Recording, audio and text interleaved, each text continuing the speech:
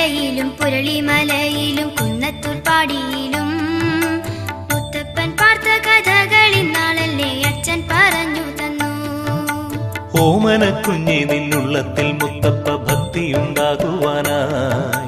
പറശ്ശിനി ദേവന്റെ കാര്യങ്ങളൊക്കെയും അച്ഛൻ പറഞ്ഞതാണേ.